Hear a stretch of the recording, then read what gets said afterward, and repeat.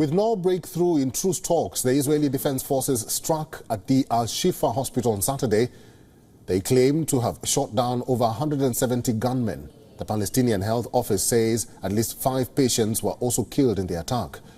The latest aggression comes as part of Israel's continued offensive. Israeli troops stormed into the Al-Shifa hospital, one of the last functioning hospitals in Gaza. The IDF says the hospital is connected to tunnels that lead into basements, which are used as military bases by Hamas.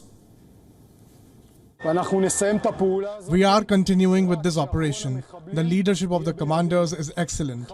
And we will finish this operation only when the last terrorist is in our hands, alive or dead. The armed wing of Hamas and the Islamic Jihad fighters were involved in the fighting. They engaged in fighting with Israeli forces around Al-Shifa. However, they have denied any Hamas presence inside the hospital. At least 8 other people, including 2 women, were killed by the Israeli strike in central Gaza. The strike hit a residential building in Deir al-Bala.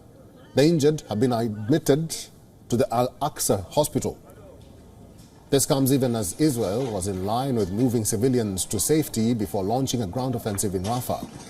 Israel has, however, blamed Hamas for civilian casualties, saying that they deliberately operate out of residential areas. In another strike, at least 19 people were killed and over 23 others injured. The strikes rained on people who had gathered to receive aid from humanitarian trucks. The IDF has called the claims false and said a thorough investigation was required. At the same time, tensions are mounting for the Israeli Prime Minister at home. Hundreds of anti-war protesters demonstrated in Tel Aviv to demand the release of hostages and for new elections to be held.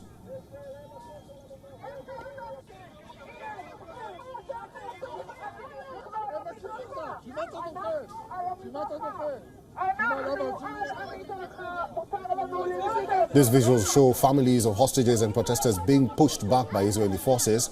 Protesters also gathered around Prime Minister Benjamin Netanyahu's residence to press for a ceasefire in the war.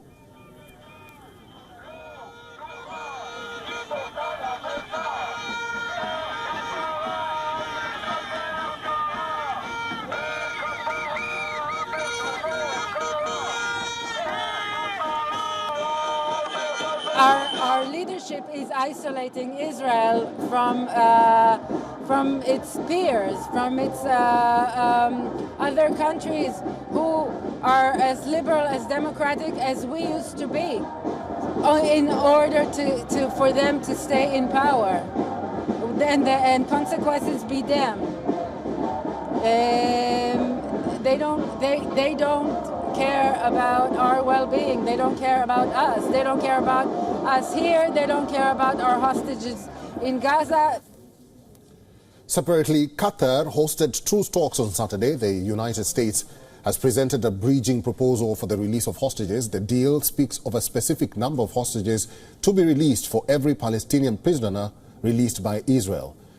While Hamas has said that they are looking for a permanent halt in the fighting, Israel has vowed to not back off until the militant group's military and administrative capabilities are exhausted.